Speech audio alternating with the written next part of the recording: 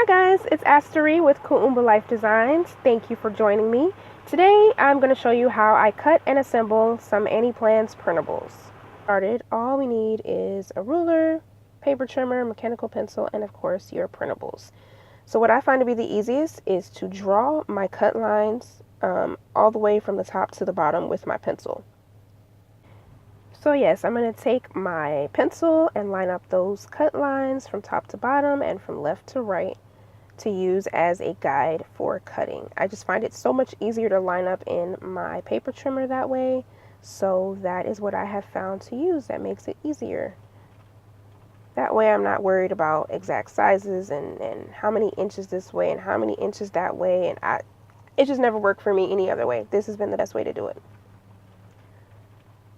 So I am just cutting those all out.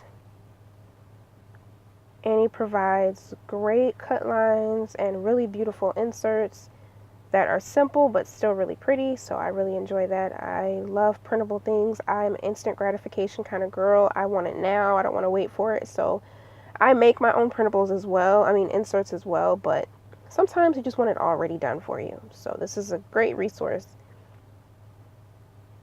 So again, lining everything up, cutting it all out.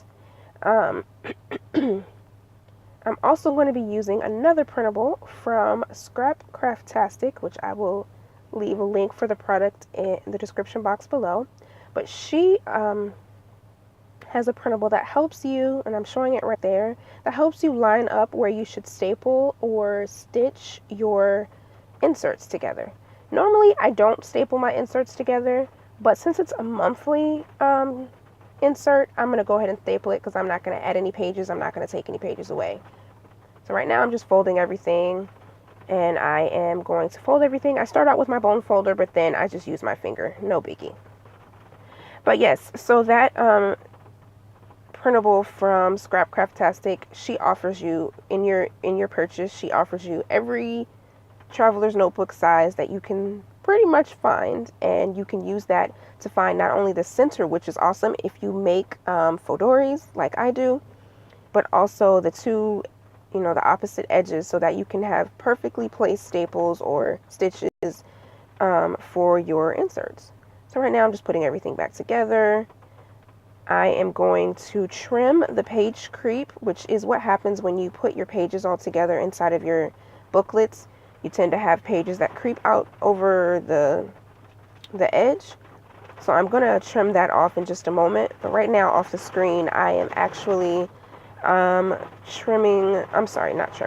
am scoring, or I'm going to score the printable from Scrap Craftastic so that I can fold it in half and use it on the edge of my booklet. So as soon as I finish with that, then I am going to trim my edges, and it is raining really hard. Wow. I'm going to trim those edges off the booklet, and then I'm going to use that insert hole puncher saddle stitch guide. I don't really know what to call it from Scrap Craftastic. I absolutely love that because that was something that I struggled with, lining up my staples, lining up my lines perfectly. So there I am trimming those off. I'm using a Tim Holtz ruler there on the metal side. So there we go, all done. And you could just leave your booklet just like that. No need to staple it. Again, when you put it into your elastics, it'll stay together. But I'm going to staple mine. I'm using my pencil and the guide to make marks where I need to staple. And I'm showing you that. And the stapler that I have, it opens all the way up, which is what you need. Either you need a long arm stapler or you need a stapler that opens all the way up, which I'll show you when I get my staple into the scene again. But it opens up so that you can staple anywhere. And basically with those dots, that's showing the center of where the staples need to be. So you would line up your stapler, keep that dot in the center, and staple. I am also going to grab a eraser for our dry erase board in our homeschool room. But I'm going to use that to staple into, because you want to staple into something that's kind of soft. so that the staples stay straight and they don't bend into each other, because you want to be able to kind of control where the staples go.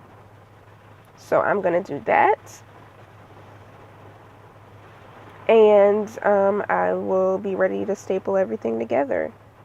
Again, I really appreciate Printables. It just makes life so much easier, at least for me. And I bumped the camera. Let's see what I'm doing now. There's the eraser that my son has destroyed.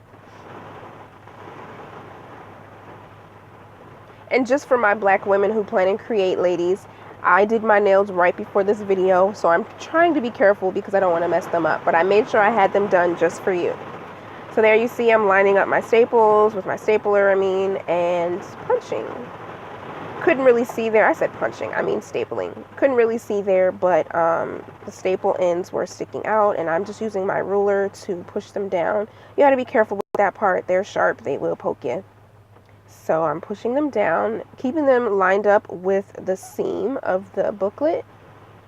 And there you have it. It is all done. Thank you so much for watching, and